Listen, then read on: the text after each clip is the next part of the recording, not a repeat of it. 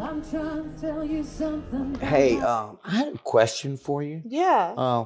When did you, I've asked a few entertainers or musicians or artists and everybody out there, when did you get started? How did this all transpire? Or how did it come about? What made you choose music? Yeah. So. My dad always loved music. He played a little piano, and he was so taken with Al Jolson, Bing Crosby, and the Darktown Strutter's Ball. The tone of Crosby he always talked about. Loved it. Then, along came 6 kids, and he had to do something with them, so he started a family band. And our first performance was in front of Jackson Square when I was 5. I love that. I love that. Yeah. Especially with the entertainers, not to cut you off, but with the entertainers out there now. Yeah. I think it's wonderful. So thanks a lot. Yeah. And so my dad always loved music. I was always a ham, and he wanted something to keep the kids out of trouble. But we didn't know anything about music. Like I said, he called a meeting one day and said, "We're starting a band. What do you want to do?" And I said, "Well, I want to do choreography and dance." He said, "Well, you have to play an instrument." And he gave me the washtub bass.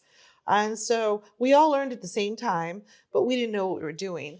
And so we played in Jackson Square every day and in front of the A&P every day from 11 to 3. And we lived on Governor Nichols Street across the street from the Andrews family. And meanwhile, James Andrews is in Jackson Square. I wrote about it in my journal. He's in Jackson Square having massive crowds of people throwing massive amounts of money, and we're not getting anything. And so, 12, his dad starts inviting us to practices across the street at their house. Wow. And so we go, and in those practices, we learned the precious backbeat, the secret of the backbeat. And when my dad realized that was the missing component to music, we had to get into the bathroom at 3 a.m. and with the bass drum, like boom, ba-boom, ba-boom, ba-boom, boom, boom, and as soon as that started pulsing, we started getting crowds. And we went to New York, played the subways that summer, and we started making so much money. They were spending money for the kids. You know what I mean? Right. And so a couple of years ago, I saw James Andrews over at Kermit's. Oh, wow. And I said, "James," I said, I don't know if you know this, but you taught our family the backbeat, and we owe you for teaching us. And he's like, "Did you hear that, Kermit?" And so over the years, Troy has always been, he was so little when I first met him. Right. And Glenn David and James is older than me by a couple years. And basically I would hire Troy when he was like 14 for my private events. And he was so shy all the time. And the next thing you know, I see him doing this rock star show presentation. And I see him coming out of his shell. Yeah. And when you lift your arms to the heavens, that is the hardest thing to do as a performer, because it's the total most freeing thing. And the first time I saw Troy do that, I was like, "Thank you, he's free." It is so he's a rock star. Right. And then I had my drinking problem, fast forward to a few years back, and I wasn't sure who was on my side anymore and who wasn't. Nobody was really talking to me. And, thanks to my friend, he brought me out of the shadows and started bringing me back to the circle. Good. And That's the way you should. He said, "Troy said, you're his girl, and whatever you need, he's there for you." That's awesome. And I cried because I can't tell you how many players in this town I have hired, and that not only have they not hired me, which hasn't been the issue, but it's been difficult to be a female band leader amongst a whole bunch of guys. Challenging. And so to have kind words like that, my heart, he hasn't forgotten where he came from. Right. He's a good. kind That's very person. good. Yes. And he's open to co-creation. It's not a categorized slot. Right. So I'm thrilled. I'm going to be recording I'm his excited. Place. Yes, That's exciting. I'm so excited. Yes. I am pumped. I did not know that. I didn't know that. And James has been traveling all over Europe. Has he? And he said the same thing. He's like, "I'm just waiting for you to call me." Oh. And Bling, Kermit bling. said, "Let's do the duet together." I wrote a song for him called, I said, "What's your favorite word, Kermit?" And he said, "Getting high."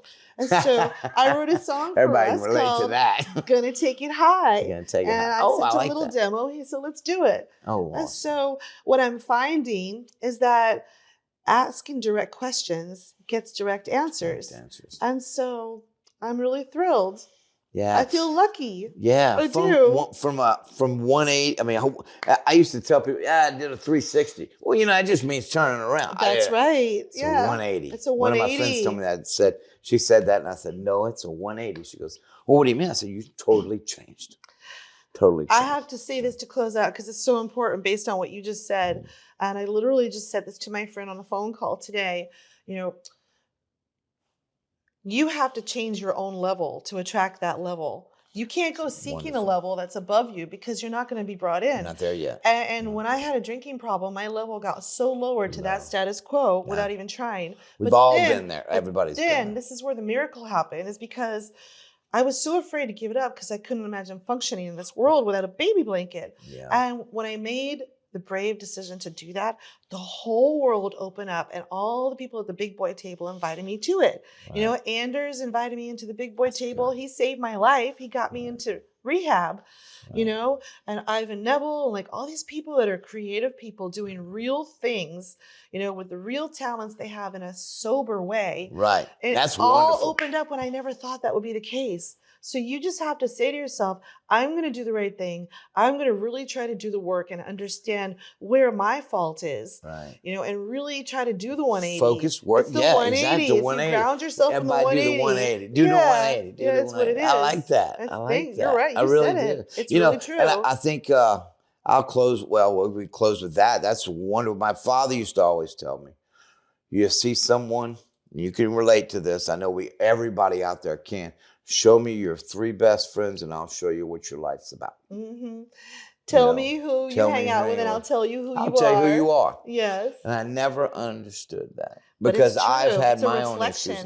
It is a direct reflection in your life. And unfortunately, when you try to elevate the 180, unfortunately, you really have to look at the ones that are draining your energy. Yes. And you may not want to see it or say it because it's like they're comfortable with you, you know? Yes. But you can feel them draining you. Or bringing you down to their level. You have to have the bravery to change that. Yeah, I felt like in my life, and I'm not going to get into it at this point, but you have to cut out a cancer. It's a part of a cancer because if not, it's going to grow. Keep growing. It'll permeate your being. It'll kill you. It'll kill you. And we said earlier in the episode, don't let the little things pile up into one big pile. I did that in my 16-year marriage, and I regret it because it's one big pile of mess that you can't delayer. Correct. So you have to attend to every problem.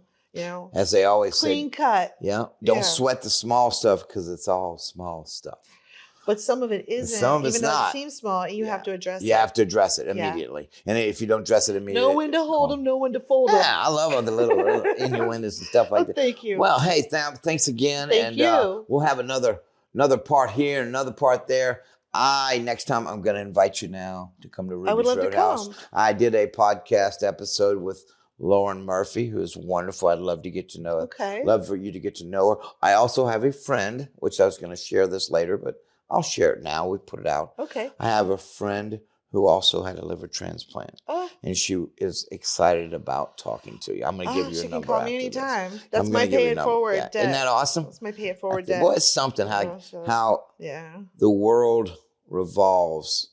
And so it's always evolving, how it all evolves. Just like with this podcast, just like with Ruby's Roadhouse, just like with your career that's taken back. It all goes that way, I think. It all crisscrosses and you can't really plan it. Can't. But when you look back on the grid and the way it's laid, you have to think that some of it was somewhat like planned because it's too odd. It's too odd. To be that serendipitous. Like for me sitting here with you, I would have never, if you told me that 5 years ago, 6 years ago, I'd have been like, Wait, did you even know who I was 5 years ago? Oh. No. I didn't. But that's what I'm saying. But if you'd have known my life, right, you'd have been your like, there's world no would have way. been so different. Right, and your world too. World. We would have never, So look really at it true. now. So. No, it's true. True that. So. Well, thank you. Thanks again. Thank you. I like to end it with one thing I'm going to try to bring to the show is laissez le bon temps rouler. Oui. Let the good times roll. I don't know much of French, Spanish, but I'm an old boy from Folsom, Louisiana, and I try to get the truth out of everybody. And thank you for sharing the truth about life. Absolutely. It means a lot. You know what the post office says? What's the post office say? Seek the truth and it will free you. Yeah, and it's true. Why do we want to carry around weights with lies? Yeah, you're right about that. No. Yeah, you're right. So, laissez le bon temps rouler. The Charlie Browne Show. Please like, share. Don't miss this episode and don't miss any episode coming up. Okay? So, thanks again. Thank you again, Ingrid. Thank you. Wonderful Thank having you.